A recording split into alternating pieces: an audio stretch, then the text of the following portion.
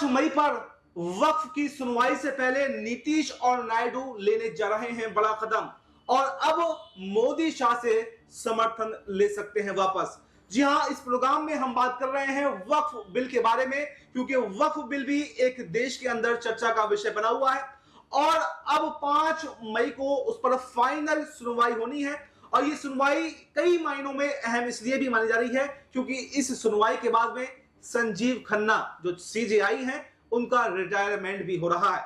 और वहीं पर जो संजीव खन्ना ने एक के बाद एक कई फैसलों पर यहां पर केंद्र सरकार को लटका दिया है और बात यहां तक पहुंच गई कि जगदीप धनखड़ और बीजेपी सांसद सुप्रीम कोर्ट को धमकाने लगे और बात तो यहां तक पहुंच गई कि संसद सुप्रीम है या फिर सुप्रीम कोर्ट सुप्रीम है।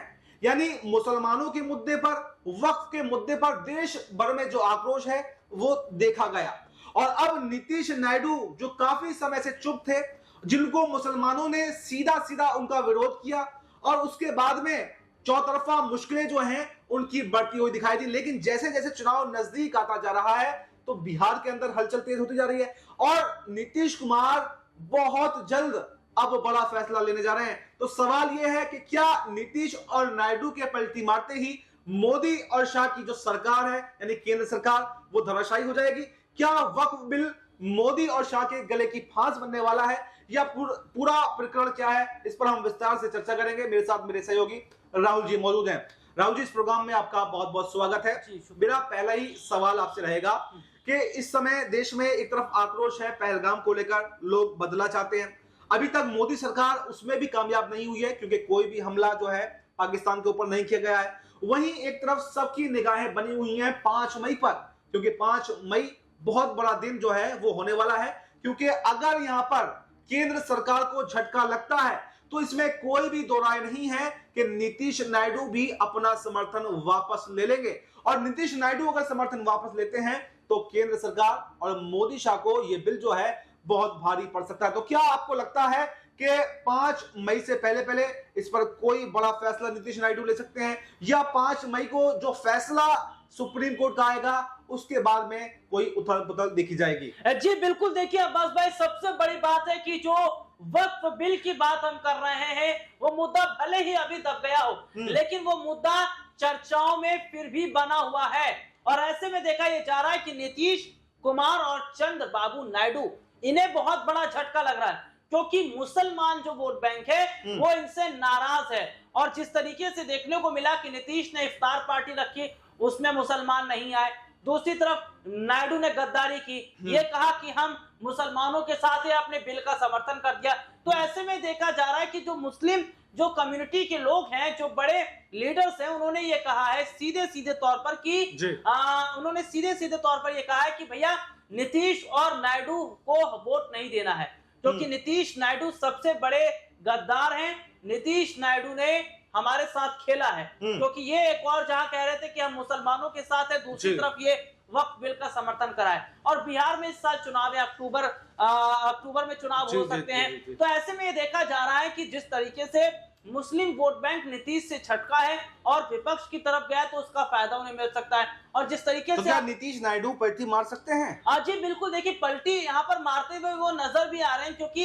यहाँ पर सरकार पर बहुत बड़ा प्रेशर इस वक्त कई वजह से पड़ भी गया है क्योंकि जो अभी पहलगाम में जो हमला हुआ उसके बाद सरकार से बहुत सवाल पूछे जा रहे हैं और दूसरी तरफ ये देखा जा रहा है सरकार की इसमें बहुत बड़ी फेल्योरिटी भी नजर आ रही है। और कहीं ना कहीं वक्फ बिल की अगर हम बात कर लेते हैं तो जिस तरीके से जो मुस्लिम वोट बैंक है वो बहुत बड़े हद तक चंद्रबाबू नायडू और नीतीश कुमार को मिलता रहा है और नीतीश और नायडू ने इस बिल का समर्थन तो किया लेकिन उन्होंने अपने पैर पर कुल्हाड़ी मार दी। नीतीश की पार्टी से कई बड़े चेहरे जो है वो लगातार इस्तीफा दे गए, जयंत चौधरी की पार्टी से इस्तीफा दे गए, इसके अलावा हम देखते हैं चिराग पासवान की पार्टी से इस्तीफा दे गए, चंद्रबाबू नायडू की यहाँ मुश्किलें बढ़ती नजर आए। तो सीधे सीधे तौर पर देखा जा रहा है कि वक्फ बिल का समर्थन एनडीए के सहयोगी दलों ने जरूर किया लेकिन इसका नुकसान इन्हें उठाना पड़ रहा है। और इसी के साथ में थोड़ा जिक्र कर लेते हैं, आज ही एक खबर आई कि अब देश में जातिगत जनगणना जो है वो बीजेपी कराएगी। हालांकि इसका लगातार विरोध करती रही तो और नीतीश कुमार की बात कर लें, चंद्रबाबू नायडू की बात कर लें, ये दोनों भी जातिगत जनगणना के समर्थन में थे। हालांकि बिहार के अंदर तो जातिगत जनगणना हो भी चुकी है, तो क्या ये भी इन लोगों के प्रेशर में आकर ही मोदी जी ने इसका ऐलान किया है? अगर जातिगत जनगणना नहीं कराते तो ये पलटी मार सकते थे? जी बिल्कुल पलटी मार सकते थे और संभावना बन भी रही थी। और देखिए सबसे बड़ी बात है कि जो पहलगाम में हमला हुआ उसके बाद सरकार पर सब सवाल खड़े होने लगे, बहुत सारी चीजें सरकार पर बन आई। तो आप एक चीज देखिए कि प्रधानमंत्री नरेंद्र मोदी पहलगाम नहीं जाते हैं, यहाँ भाग के आते हैं बिहार में। तो यही सबसे बड़ी बात है कि वो बिहार में क्यों गए, वो अपनी कुर्सी को बचाने के लिए गए। क्योंकि जिस तरीके से हड़कंप मच गया था, जिस तरीके से सरकार पर सवाल खड़े हो रहे थे, उसके बाद में प्रधानमंत्री नरेंद्र मोदी को ऐसा लगा कि कहीं जो उनके सहयोगी दल है वे इनका साथ ना छोड़ दें, नीतीश कहीं पलटी ना मार ले।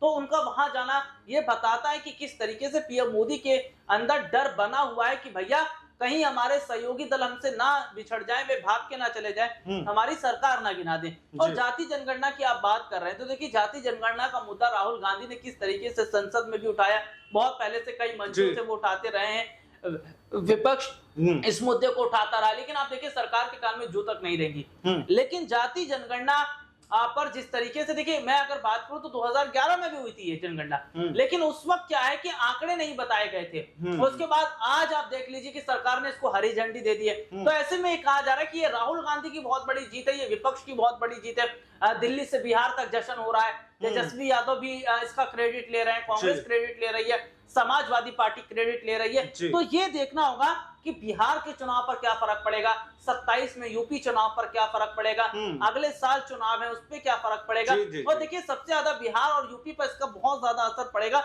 और ऐसे में जो मास्टर स्ट्रोक इन्होंने इस वक्त खेला है, ये कहीं ना कहीं सरकार को फायदा पहुंचा सकता है।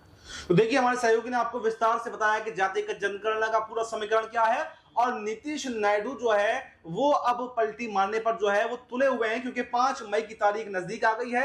और 5 मई से पहले पहले देश में चारों तरफ जो है अब उथल पुथल दिखाई दे रही है, कि सुप्रीम कोर्ट से ही सबको उम्मीद थी कि ये वक्फ बिल जो है रद्द कर दिया जाएगा, और संजीव खन्ना का रिटायरमेंट भी अब नजदीक है, इसलिए सबकी नजरें सुप्रीम कोर्ट पर बनी हुई है। और जो केंद्र ने हलफनामा जो सुप्रीम कोर्ट में दाखिल किया है, उसमें भी धमकी भरे लहजा उसका ये बता रहा है, उसकी बौखलाहट जो है कहीं ना कहीं उस हलफनामे में दिखाई दे रही है। और अगर यहां पर संजीव खन्ना ऐतिहासिक फैसला सुनाते हुए इस बिल को रद्द कर देते हैं या फिर संशोधन करने के आदेश या निर्देश दे देते हैं, तो यहां पर केंद्र सरकार को बड़ा झटका लगेगा, क्योंकि नीतीश नायडू भी उसके बाद में फौरन पलटी मार सकते हैं और देश में सत्ता परिवर्तन हो सकता है। यानी चौतरफा अब मोदी और शाह गिर चुके हैं, कहीं एक तरफ पहलगाम में, एक तरफ जाति जनगणना पर, वहीं वक्फ पर। यानी अब मोदी शाह के पास में कोई रास्ता नहीं है, उनकी उल्टी गिनती जो है वो अब शुरू हो चुकी है। तो फिलहाल इस प्रोग्राम में इतना ही। इस पूरे प्रोग्राम पर आपकी क्या राय है, कमेंट बॉक्स में अपनी राय जरूर दें और हमें दीजिए इजाजत। नमस्कार।